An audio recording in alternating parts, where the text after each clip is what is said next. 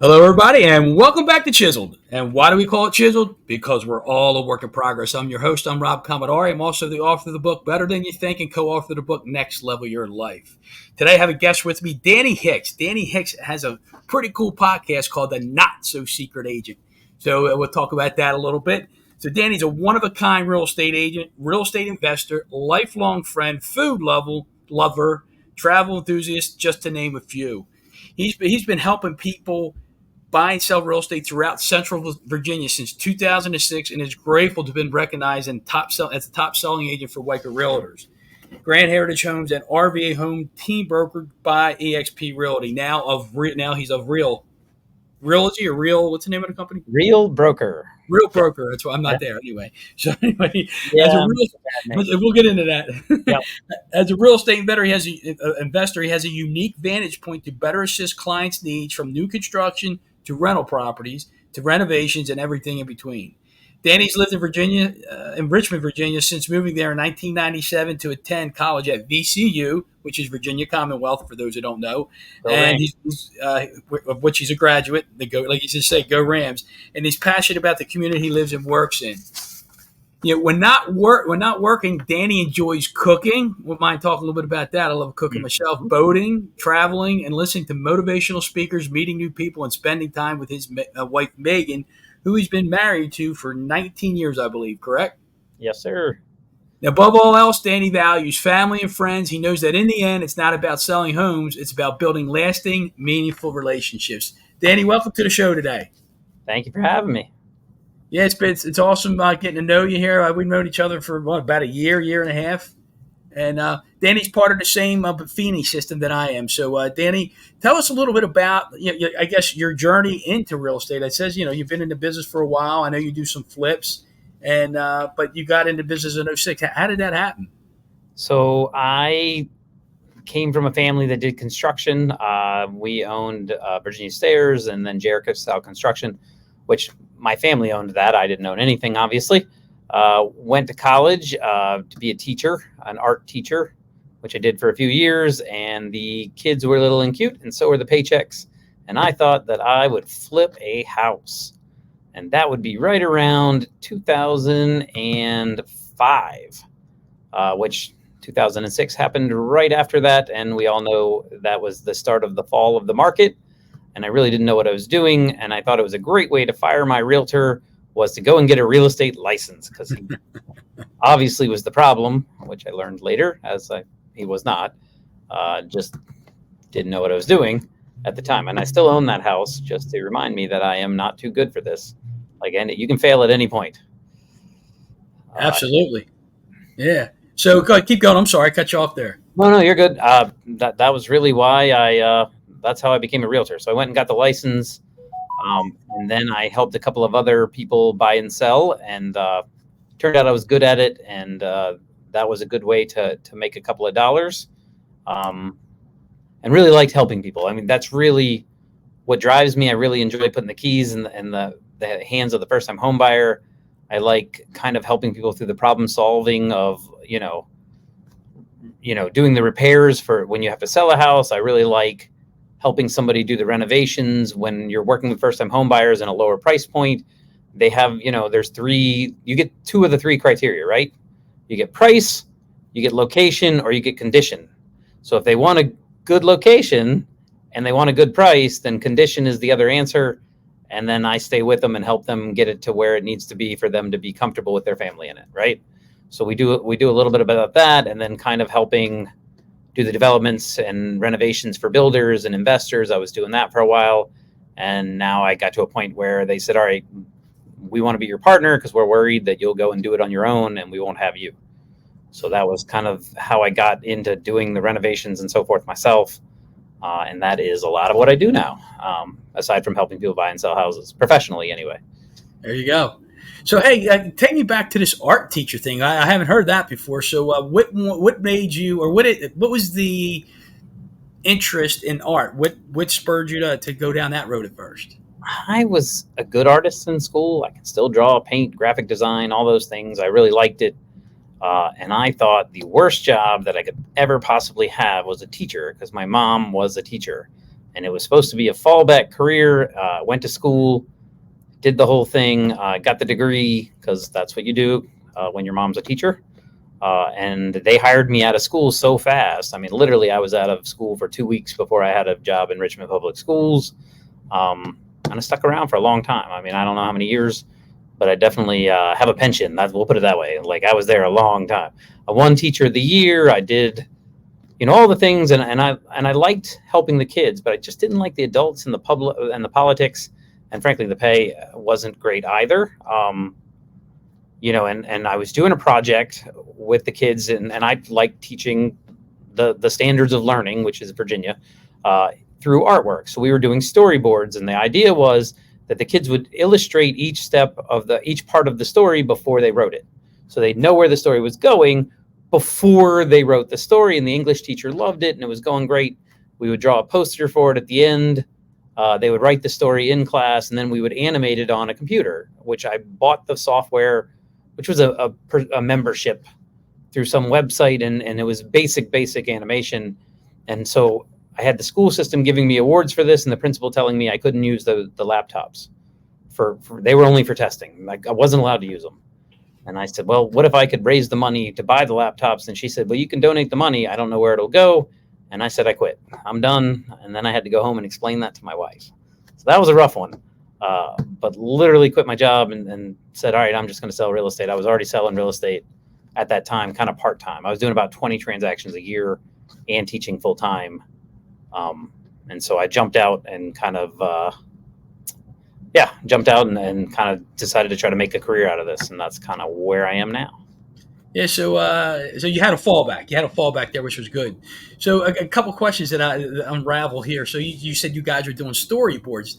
Did you ever think, I guess in hindsight, that the storyboards, might lead to vision boards for yourself and your vision of the future?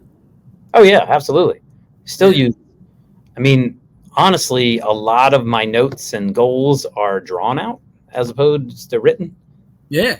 Like in the corner of every addendum that isn't strictly typed, there's probably a little picture on there, which my broker doesn't love, but they get over it. Is it a picture you drafted yourself or something you clicked on there? No, it's something I drew on the corner that I was thinking about while we were working on something. Maybe it's not on official documents, but definitely on anything we took notes on. That's good. Now at the time you were teaching, were you thinking that way, that this is my vision, way to my vision board as well? No, I just draw because that's what I do. Like, I draw because it's fun. Like, I draw because I can't not draw. Like, so it's drawing your form of doodling? Yes. Yeah, that's exactly what it is. My doodles are a little bit more detailed than most people's because I have a formal education in it. But they're just doodles and what's on my mind and what I'm thinking about. And, it helps me envision it, if you will. So it's funny because I'm thinking about the whole artist thing here, and you're playing off of that for a little bit here. And I'm thinking you got into real estate and you do some development, you do flips and whatnot, and there's the quote unquote the art of the deal, right? So did you ever correlate the idea of being an artist to the art of your career right now? So where the artwork comes in is a lot more on the design end of the new houses. Okay. Right? So flips, we do 100-plus-year-old houses because I'm in Richmond, Virginia, a very old city. And so you get to kind of create there. And then now I've gone full circle and we're actually building new construction. The development stuff is a lot more linear. It's a lot more, what is the zoning rule and how do I creatively find a way around that to hit my needs? And it's a lot of networking. It's a lot of meeting with civil associations and kind of telling them, hey, I know this is an old neighborhood and I'm tearing down 1,000 square foot house and I want to build 3 2,000 square foot houses. And how is that going to look and how is that going to fit into your neighborhood? And so we try to build them with the same charm and character of the historic neighborhood, so that they do fit in and they don't stand out as much, but also have the modern amenities and kind of well-designed. We're very into outdoor space. That's a big piece for us. We're very into design and kind of function of the properties. So our properties are unique, I guess, is what I would say. A lot of it's styles from other areas that we've brought in, at least on the interior. On the exterior, they usually look a lot like the traditional row houses. Okay. So then you have this penchant for creating. I guess in our world of real estate and Buffini, our profile, our real strengths, if you will, it used to be called heritage profile. Do you Mhm. have create in your profile? You know that I do, Rob. You know that I do. Is it create, execute, create, finalize, create? Create, finalize There you is go. with me all day long, and I am double relational. As I was told by my coach, she was like, "There is no one more relational than you." She was like, "You will make friends with the secretary to the person you're trying to meet just because they made you wait 5 minutes."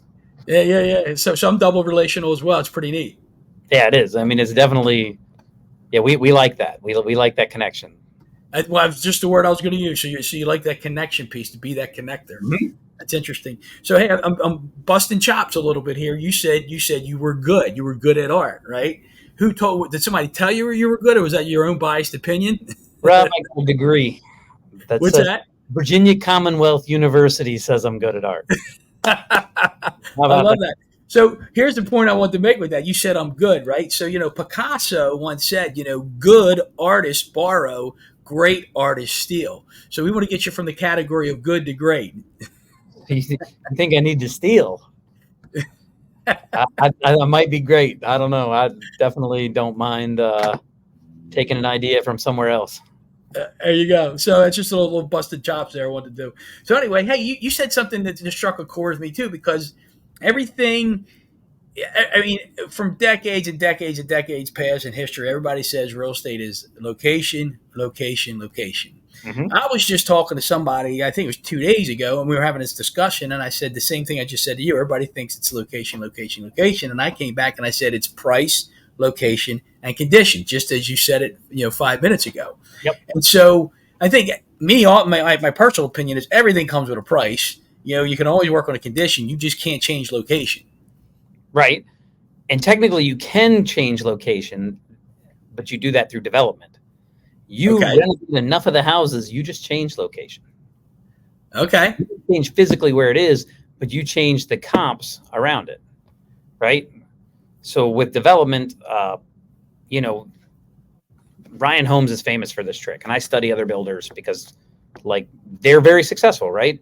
Well, what Ryan Holmes does is they'll go into an area and they'll develop that, and they'll lend their own money for 3 to 5 deals, just enough to have the comps for it to get an appraisal that they can say all the new houses sell for this, right? Same situation. So if I build enough comps over there, you try to take down developments in multiple houses. You don't want to do one house because then you are limited to what's already there. But if you can do it on scale, you can change the comps. It's interesting, Danny. I've never heard that. I didn't know that. So Mm-hmm. you just taught me something in my real estate world here today. So thank you for that. No problem. They also don't own any of the land up front.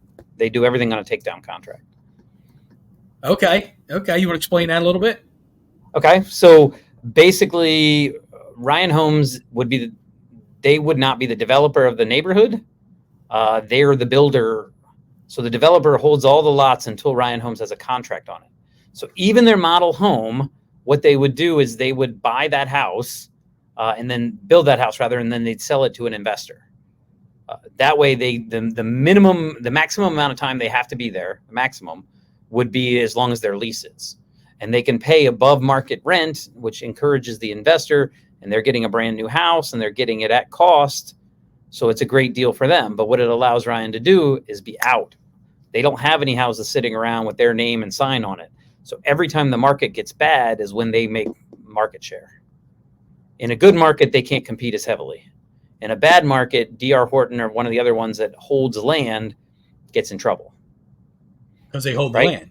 Well, because they got all these lots that are not worth what they said they were worth, Right. or what they used to be worth, and then the bank does a market call that basically says, "Hey, look, you need this percentage down," and they lost value, and you don't have that percentage anymore. That's interesting. Well, thanks for sharing us. Now I'm going to do a little research myself and get myself educated. So thank you for that, my friend. So I don't know hey, how useful it is unless you're a huge builder, but it's all good, man. So here's a question for you. What was the draw? What was the draw or the attraction to real estate? I mean, I know you said you had that job and you wanted more money, so you did a flip. But what was the real attraction or the draw? So I've always liked houses because I guess my family owned a construction company and I was always around it, and housing made sense to me. Part of it in the beginning was I wanted to prove to my family, I was one of them. You know what I mean? Like it was my mom's side of the family that was the builder. I wasn't as close to them, didn't have the Italian name and all of that. And so it was kind of my way of like proving worth, which is ironic because if it didn't happen in Virginia Beach, it doesn't exist to any of them. So like I was never going to get that kudos, and it really doesn't matter, because I don't know where to take that. Like it didn't, what I was striving for really didn't matter in the end, and it wouldn't have been attainable anyway because they didn't view themselves the way I did. I guess what I would say. So the I guess the underlying drive was to prove yourself. Yeah, I went to college in a different city, met my wife, decided to stay, but really I didn't want to be under my family's name. I wanted to be on my own. I wanted to do everything myself, which I don't recommend. If you got a connection, run it. It's all about relationships. And so moving here, I left all the relationships I had growing up behind and started and built it all from scratch, which took a little while. The family's originally from Virginia Beach is what you're telling me, right? Cool. Yeah. All right. Okay. And now you're down in Richmond, or up in Richmond, I guess you'd say up in Richmond from there. Over in Richmond, but yes. So now you feel do you feel a sense of fulfillment in what you've accomplished so far? I would say that I have a sense of fulfillment for today. If I'm here tomorrow, I'm going to be pissed off. Okay. So let me ask you this question. What does fulfillment mean to you? Like, what does fulfillment look like to Danny Hicks? I set a goal and I achieved it. I set a goal and I was headed in that direction, and I did the best I could do with the resources and talents that I was given. And so you said if you're here tomorrow, you're going to be pissed. So what does that mean? I know personally, I can read between the lines there, but what does that mean? It means that I want to grow. I always want to be growing. I don't ever want to sit back and say, well, I got this done, so I'm good. So yes, I'm here today and I'm happy to be here, and I feel like I earned where I'm at to a certain extent. But if I'm here next year, then I didn't grow, did I? I'm still in that same spot. So you could be in I'm thinking the price, location, condition thing. You could be in that same location, but your condition could be it could be different, which you learn, which makes you more valuable, which increases the price. Yeah. I mean, it's really truthfully, like I said, we're always learning, Rob. Yeah. Always learning, or else, I mean, you're either growing or you're dying. Isn't that what Lou Holtz says? Oh yeah. You don't want if you're not moving forward, you're withering and dying away. Right. So you made a comment. You said gifts and talents, right? What are Danny Hicks's unique gifts and talents? I'm very likable, I guess. I'm a good listener, and I want to help people. Why do you want to help people? Probably selfishly for the way it makes me feel when I get to do it. And that is? It makes me feel good about myself that I was able to help somebody. Uh-huh. I don't know, that's, I keep rattling off cliches and quotes here, but you help enough people get what they want, and you can have everything you want, right? Yeah. That's not really why we're doing it. We're doing it because you can, right? I'm making the world a better place because I was here, right? That's why we're helping. If you've got a chance and you have the opportunity and the resources and the talents to help someone, you should. So then what do you want to do so you help these people, you do this development, you have the flips, you sell real estate, and you're making the money, right? What's the end goal of what Danny wants to do with their son? Is there a North Star you're shooting for? I don't know. I guess, we met with an estate planning attorney recently, and I'm not done with all of that. And the idea was to kind of set up a trust that we would leave behind, and I don't have any children. But really, honestly, the trust would be to continue to build a legacy. We would give the resources that I built to somebody else who was like-minded to continue to run it. My family obviously would be a beneficiary of that because that Yeah. makes sense to me. But to give somebody that opportunity to achieve, I mean, because really for me, the achievement is the goal. Like, we're building something. That's what I'm excited about. Yeah. Everything else is a byproduct of that, right? Like, for me. Right. Well, look, everybody's different. So you said leave a legacy. So is there something that you do along the way? Like, is it, okay, I get to this point, this place I've achieved, now I can give it to somebody else? Or is there some giving along the way? You're always giving. You're giving of your time. You're giving of your expertise. You're giving of your energy. You're giving of all of that. Your money. You're. Don't get me wrong. I'm a lot more influential being successful than I would be if I wasn't. Mm-hmm. Right. And so that's the reason to have it. You know, to me, like, you know, when I love to meet with a you know, business is what I'm interested in. I like it. So when I meet with somebody who's got a business and they're reaching out to me and they're saying, "Hey, what do you think of this?" And I can look at it from a different angle and say, "Well, I think this is what you should do." You know, and then they go and do that, and they're at that point where they've got the thing is up and running, it's ready to be scaled, and they need resources to do that, and they want to partner with me. I'm into it. Like, that's how my partnership with, you know, Framework Homes started. That's where, you know, a lot of my partnerships come from. Yeah. You know, I got to help. And then, you know, it's fun to build something with people. So I'm going to bounce around a little bit. I'm going to take you back because you went to school for art. You got a degree in art, but you got a mind for business right now, right? So did that come from the family construction company, or you just weaved your way in that from getting into real estate? Where did the business acumen come from? That came from wanting to be a business person. Yeah. That came from my family. Everybody in my family self-employed, except for, you know, my mom, who was a teacher. Right. My dad worked for a company as well. He worked for Sears. But so they were all doing that. And so I think you are what you put your mind on expands.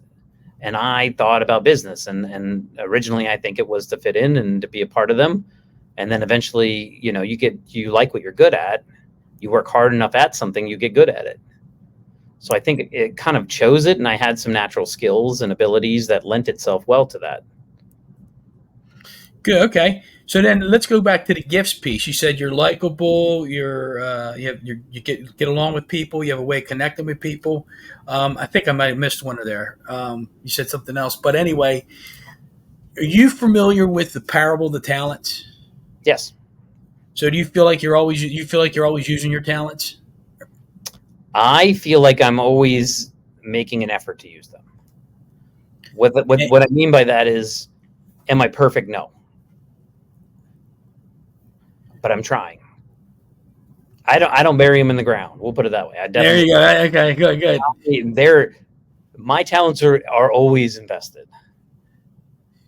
So do you see yourself as the guy who had 5 and turned into 10, or the guy who had 2 and turned into 4, or the guy? Well, we know you're not the guy buried. We know that. I think I'm the guy who had 5, but they're still out there. I haven't gotten them back yet. So I like that. I like that. I'm still in progress. Well, that's why we call it Chiseled, because we're all work in progress. Well, I know. I'm about that life. That's why I'm here. When he comes back, I send him right back. You know, I said, "What are you doing here? Get back out there. We got to go." And, you know. So that's interesting, because I'm sitting here thinking, okay, I don't think many people would say that. You know, they're still out there. Like I'm the guy with the 5, but some of them are still out there. Do you know? I mean, look, let's face it. You know, the talent back then was a form of currency. A talent today, you can say, is a gift, right? So, is there a gift that you still feel like you need to hone, that skill, or something you need to work on better that's going to have that return? Rob, I feel like all of them. I don't feel like there's a single skill that I have mastered. Okay. Because mastery means you're done, and I don't want to be done. I want to keep learning. Like, you could always get better. Always. Yeah. When you're done is when you go home. So how do you, okay, let's you work, I don't know, let's say 8, 10, 12-hour day, you're hustling and bustling, you're making deals, you're developing property, right? How does Danny shut it off? We shut it off?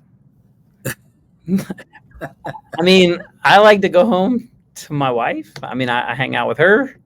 I mean, there's a couple of nights a week I can't sleep because I didn't shut it off. I'm working on that, Rob. That's another thing I'm working on. There you go. So, but you said when you're not working, you enjoy cooking, boating, and traveling. So if you can't shut it off, how do you cook, travel, and boat? Your phone works where you travel. Um, This is you Rob trying to stump the artist here. I'm saying like my boat. We have a pontoon. Uh-huh. We drive out in the middle of the river. We put an anchor down. My wife reads a book, and I usually pop open my laptop and look at a few things. Maybe make some phone calls. Make some deals. Yeah, I mean, don't get me wrong. I'm not saying I'm all work and no play, but I'm definitely, yeah. I like it. I don't know. My coach asked me what my hobbies were, and I like work. I like the process of work. Yeah. Okay. And so, but if you're not working, what is it about cooking that you like? It's creating. It's Okay. it's creating something that you get to share with people, Yeah. right? That. Yeah, I like that. See, so I enjoy the cooking piece too. It's therapeutic for me, but it's like you start with all these globs of mess and you create this Mhm. dish. The same thing. I'm a big gardener. I got my vegetables, my all the different things that I plant every year, and I get in trouble from my wife every now and then because sometimes I come home from work, I pull in the driveway, I walk through the garage door into the kitchen, I walk right to the yard to look at my garden instead of stopping by and hugging my wife and giving her a kiss. I like to see. I'm enamored by the growth. I'm enamored by that, and I'm in awe by it, right?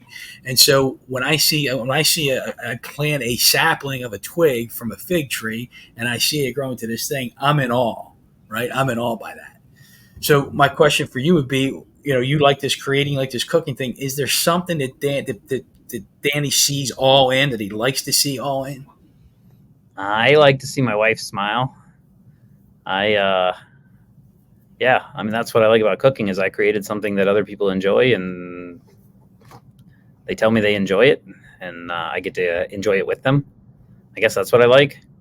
It's Yeah. also process. It's also got you buy these ingredients, and you're being creative, and you're saying these flavors going together, and like I don't pretend like I'm a chef or anything, but I mean I read a lot of cookbooks and do the research, and we go out to eat to look for meals that I want to make.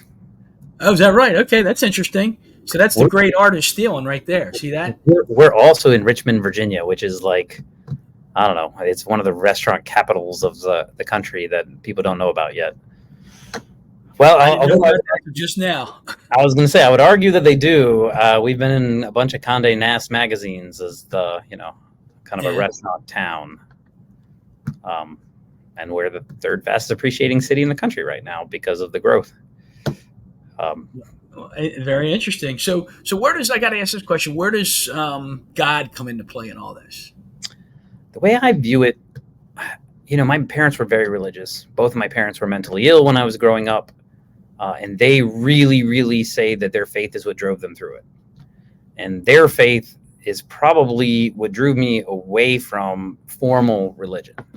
Now, I know that there's somebody out there, and I know he's more powerful than me because, look at what he created. Look at what this is. But really, I view my responsibility to our creator, who I believe is out there. And I believe it is God. I'm not spiritual. I'm religious in that manner. And I believe that he gave me these talents, and if I wasted them, then he gave them to me to use. He didn't give them to me to bury in the ground. Right. So you just brought up a question for me, Danny, because I will sit here and tell you 9 times out of 10, some people will say I'm spiritual but not religious. You said I'm religious and not spiritual. So you want to elaborate a little bit on that? Because I very rarely hear anybody say that, right? What I'm saying is I'm not saying that there's this mystical creature that nobody knows about. I'm saying that I believe that there's Jesus and there's a God and all the things in the Bible. I believe all that's true.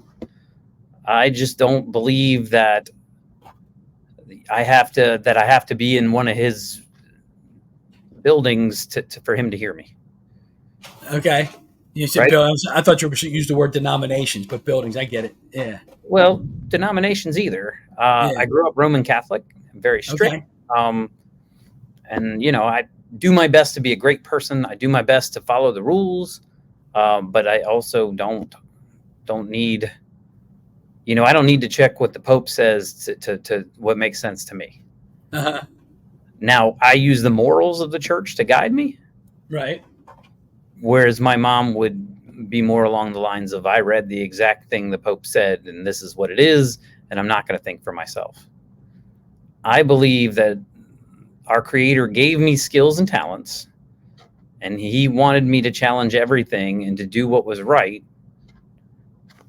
using what He gave me, with the moral compass that He also gave me to do the right thing. Like, I'm not saying, I don't know, I'm not saying I want to go against the teachings of the church. I just don't want to do them just because the church said it. I want to do Well, it. I mean, that's a good point because you used the word I challenge everything. I think that's a good thing. Yeah. I mean, especially as times are changing. I mean, the Bible was written how many years ago, and they didn't have some of the challenges we have. They had other ones, different ones. I'm not saying that our time was harder than theirs, but you can't try to translate the Bible into what you should be posting on social media. Maybe that's a bad example, but you know what I'm saying. Yeah, I'm trying to wrap my head around that one. Zuckerberg sees religion and stuff like that on social media. That's not where I was headed. I was just saying that there's other mediums that the Bible just hadn't had to approach yet, and we need to take his teachings and not be literal with the teachings. Is what I'm saying, I guess.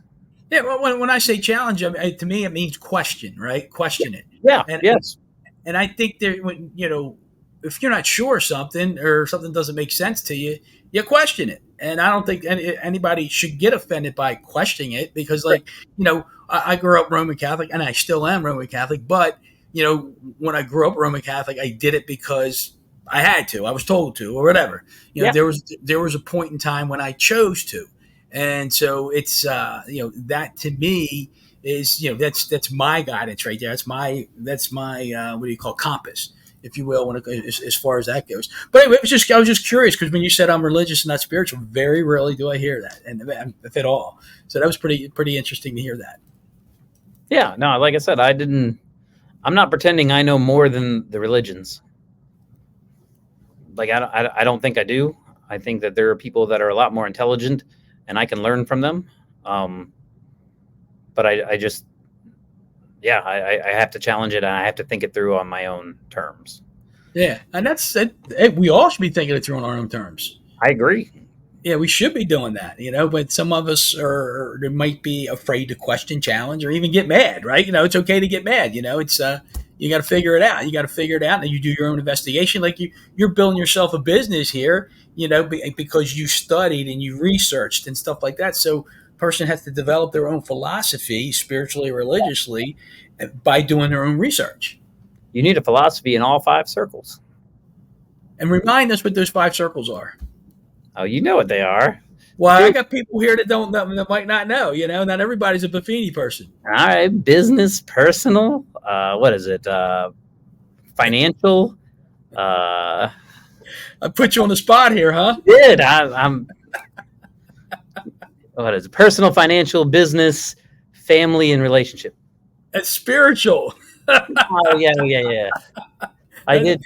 Family and relationship are the same. Yeah. And I didn't ask you to say that. I wanted to hear you say spiritual. That was not my motive there, But that's pretty funny there. So yeah, so you gotta do your own research in all 5 circles of your life, and because we have to. I want to be that. Look, I'm never going to be that perfect person, but I want to be a person of excellence, and I want to do the best I can in each one of those circles. And I assume you do too. I'm striving for perfection. I just don't know that I'll ever get there. Well, I got news for you. I don't think you will. I hate to break that news to you. It's good to strive for it, and because I don't believe in a place called there, and I don't believe in a thing called perfect. I don't believe in that.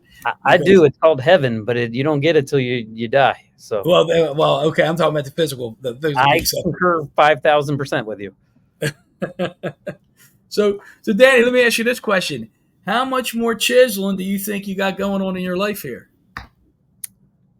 maybe I'm 50%. I got a long way to go. I got big goals, Rob. You want to share some of these big goals with the audience here? Just I want to continue to grow. I want to understand myself more. I want to know that I used all of my talents to the full capacity. I want to be efficient. I want to,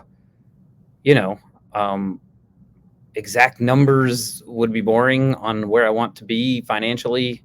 But I definitely have those numbers. I've got a certain amount of people that I want to take with me and a certain amount of people I need to take care of, because that's what I'm called to do. He didn't give me the skills to tell me not to do it. Well, I agree. I mean, you got to know your skill. You got to know your skills and talents. Because I bet I could go in a room and I could ask people in an audience, hey, give me 2 unique gifts and talents that you have. And people will sit there and say, well, my son tells me this or my wife tells me that. I don't want to hear that. I want to know what you believe, right? I want to know what you believe about yourself, what your skills are. So it's our job to find out what that is. But you made a comment there and you said, I want to understand myself more.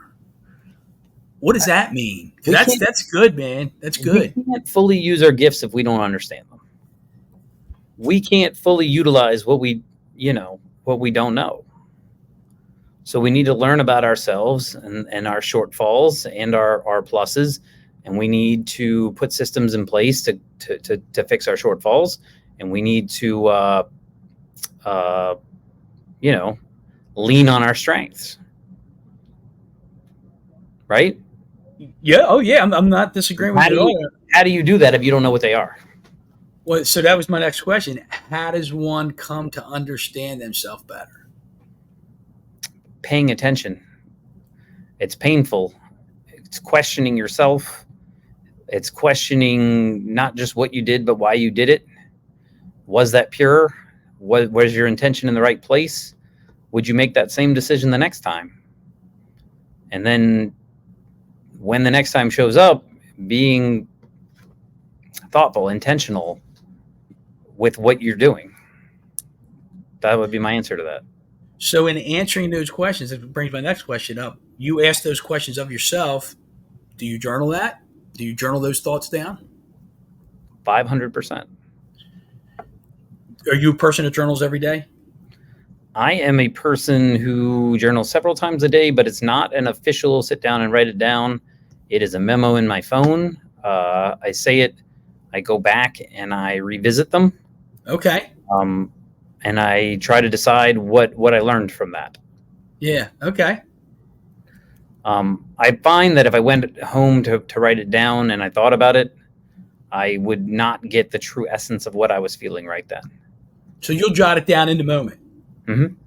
Okay. That's good. That's really good. Well, good, man. That's awesome stuff. So, because that's usually one of the last questions I ask people, how much more chiseling you got going on in your life. So that said, Danny, if people wanted to get a hold of you in Richmond, Virginia, how would they do that?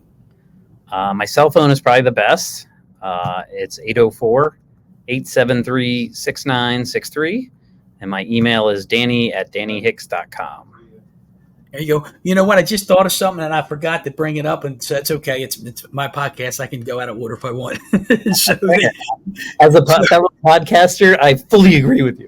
So that's my question for you. So let's talk briefly about the Not So Secret Agent podcast, because this is a chance to plug that. So I apologize for not bringing it up. Absolutely, that's great. So what that is a show where I interview people like yourself, top agents within our field. A lot of them do come from our Brian Buffini coaching ecosystem, just because they're like-minded, and that's who I'm looking for. And we're literally talking about the nuance of their business. In our system, we make calls, notes, and pop-bys. We meet people, but who do you call, and what do you talk about, and what is unique? What is your unique selling? What is unique about your business? And that's what the show is about. And I get to meet a lot of great people, and I get to find out all about it. And even better than that, I have a video of it. So not only do I have what they said, but I have how they said it, why they said it. And really, talk about something you can learn a lot from. It's amazing. You know what I mean? To get those guys on that level and have a good, nice long conversation about what we're doing. And I do it selfishly for me to learn, and hopefully other people get to learn as well. I appreciate the honesty there. Yeah, That's great, man. That's great. So, and then I guess this will be my last question, though. How did you come up with the name, the Not So Secret Agent?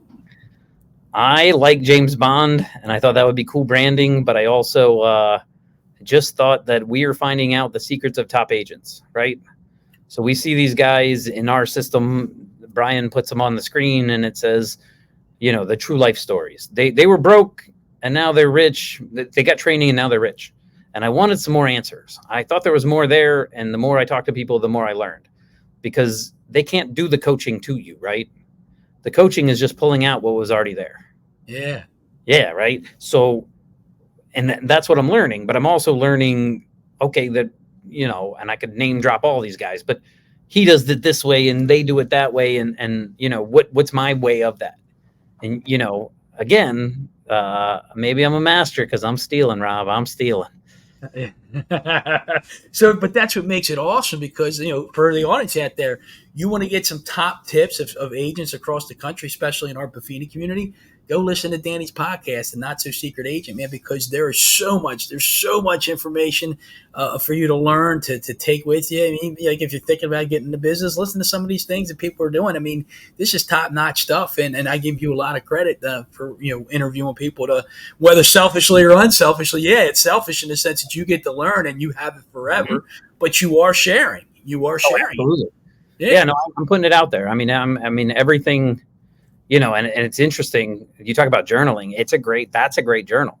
If you hear me at any point in the show, that's just where I was that day.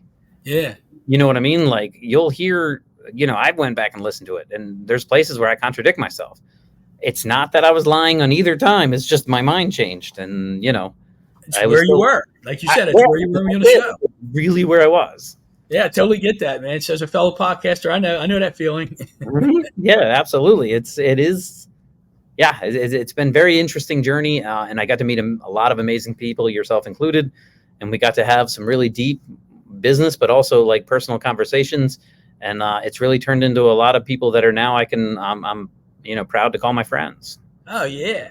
I mean, look, like I said, we just kind of met about a year or so ago, and we did the podcast with you. You're doing this with me, and we're getting to know each other a little bit. And you made the comment, you consider these people friends, and now we're going to get to know each other at a deeper level and for a very long time. So I'm fired up for that, and I appreciate you coming on here today. Any last thoughts for anybody? I just thank you, and you guys are very blessed to have this show. I listen to it, as you know. I'm one of your listeners, so I appreciate that. For letting me be on it. There you go. So you're, like you said, some of the amazing people. You're amazing. You're awesome. You're doing some great things out there. You're sharing some great information for people, and you're building yourself a legacy that you're going to leave behind. So with that said, Danny, I appreciate you. And until next time, everybody, let's go get